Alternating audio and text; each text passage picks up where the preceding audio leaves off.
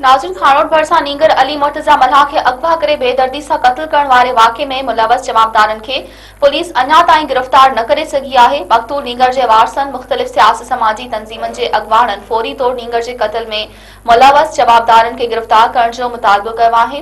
इन हवाले सां पेश आहे खानोट मां साबिर उमरानी जी ही रिपोर्ट। नंढड़े हॾा भॻा अथनि, टंगूं भॻियूं अथनि, बाहूं भॻियूं अथनि। मां त छा गुज़रंदो हूंदो, अरे उन पीउ बर्दाश्त नथो करे सघां।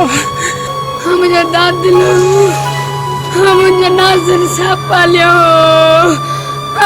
घर कातिल खबरे, हम घर साहब खबरे। मुझे नंढड़ो फाइटियो।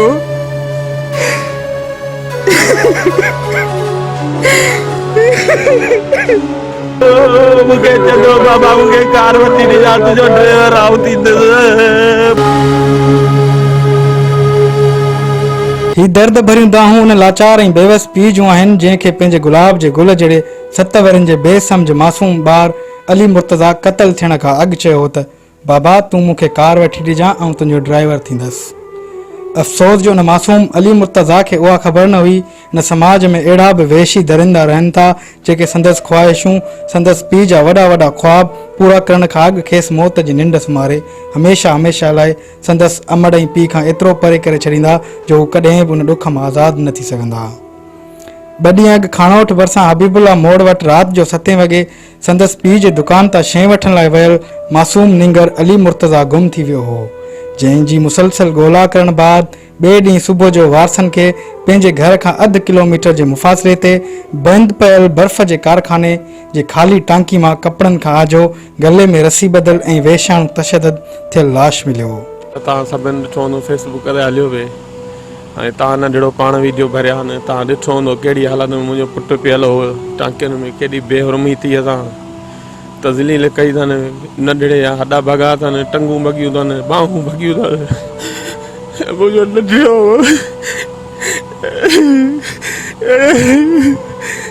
तेरे को टांकीअ में थोरो ॾिसी आयुसि, उनजे वात में पनियूं पई हुयूं। मां त छा गुज़रंदो हूंदो, अरे उन पीउ बर्दाश्त नथो करे सघां। दोस्त अचनि विया मुंहिंजो ॼाण, मां त छा हूंदी, कहिड़ी हालत हूंदी। अरे मुंहिंजे 6 सालनि जी मां पाण खाईंदी हुई, कॾहिं पाण कोन खाधई। मूंखे नंढड़े खे 6 सालनि जी मां पाण खाराईंदी, चवंदी आहे मां उथी मूंखे मानी खारां, कलाक चांहि पई हुजे मानी पई हुजे कोन खाईंदो। मां खे उथारींदी माईअ, मां चवंदी ॾिस हेॾो सारो थियो अञा कोन थो खाए, ऐं चवंदो त खाराईंदो। मां हेॾे 6 सालनि जे पाण खारायो ऐं मूंखे त हाणे ज़ुल्म कयो अथनि। नेकमल खुश वॻे अर्ज़ा अंसा खपे, महिरबानी करे मुंहिंजा दुश्मन कंहिंखे किरदार ते रसनि न त मुंहिंजो नुक़सानु वॾो थी वियो आहे।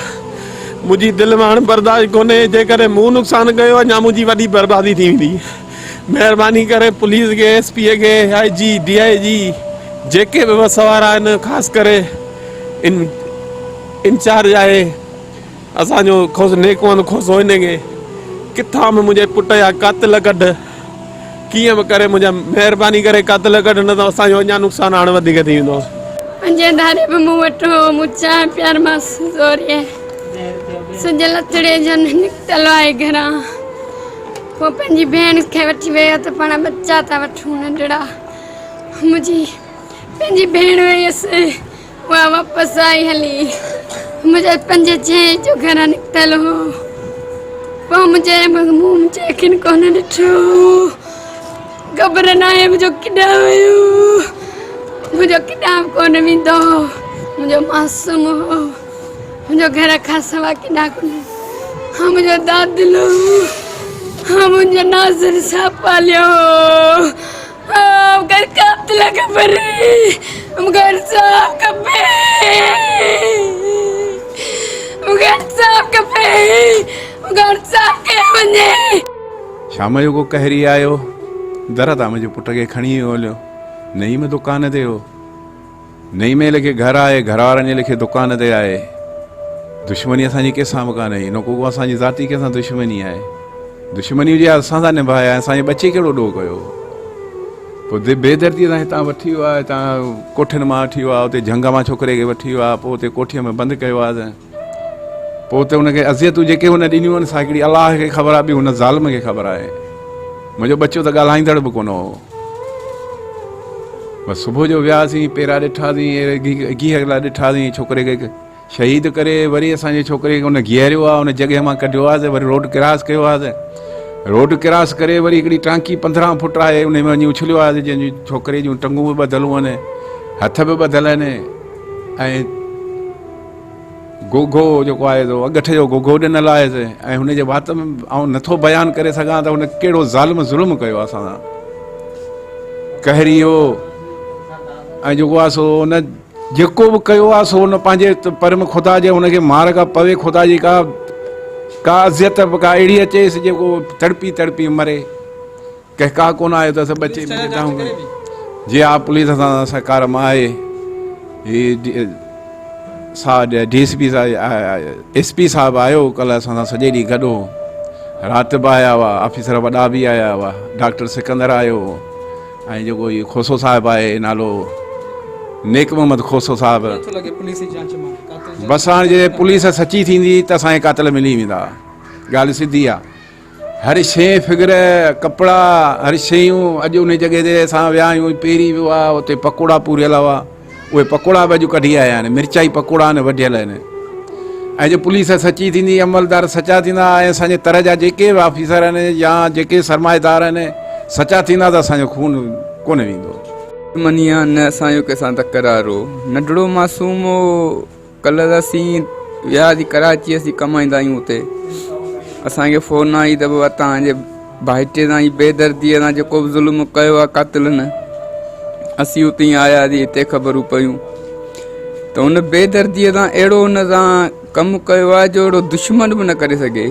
छो जो आंटा मिठा आहिनि, बच्चा ॾाढा मिठा आहिनि। मुंहिंजो नंढड़ो भाइटियो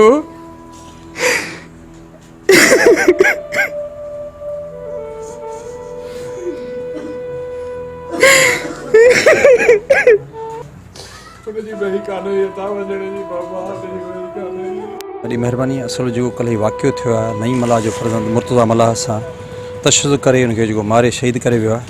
असां कल्ह खां वठी दोस्तनि सां इन शइ में गॾु आहियूं त जेको वाक़ियो असां तलके मंझंदि में त क़दीम वक़्त खां वठी सीधे कोई अहिड़ो वाक़ियो न थियो आहे।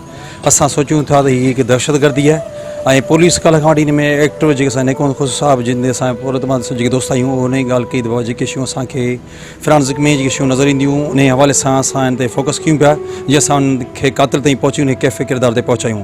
आया इन खां बाद जेकॾहिं कोई एक्शन न थियो त पोइ असां लाइ अमल जोड़ींदासीं। लाज़मी असां उन जेके मक़तूल दुरुसानी शइ ते गॾु आहियूं, ऐं हिन असीं भरपूर तव्हां दोस्तनि जे मार्फत, मीडिया दोस्तनि जे मार्फत सॼी सिंध में जे दोस्तनि खे एक्टिव दोस्तनि खे अपील कंदासूं त हिनखे दुनिया लेवल ते सतह ते पहुचाइनि। हिन इशूअ खे जेको हिन ग़रीब सां नईं मल्हाह सां जेको वाक़ियो थियो, हिन पुट खे शहज़ादे 7 साल जे एज जे छोकिरे खे जेको शहीद कयो वियो आहे, ऐं उन खे पुरतशद ज़रिए शहीद कयो आहे। असांजी पुरज़ल SSP साहिबु ऐं बाला ऑफिसरनि चीफ जस्टिस ऑफ सिंध खां इहा अपील आहे त हिन तकड़ा कातिल गिरफ़्तार कया वञनि ऐं उनखे कैफ़े किरदार ते पहुचायो वञे। महेशी दरिंदनि जे वर चढ़ियल मासूम अली मुर्तज़ा पाण त हमेशह लाइ मोकिलायो वियो, पर संदसि वारसनि सां गॾु पूरी सिंध खे रोआड़े वियो हो। पीउ जो ड्राइवर थियण जो ख़्वाहिशमंद, गुनाहनि खां पाक अली मुर्तज़ा जे क़त्ल में मुलवस समूरनि कातिलनि खे गिरफ़्तार करे खेनि अबरतनाक सज़ा ॾिनी वञे। Sabir Umrani, Mehran TV news, खाणोट।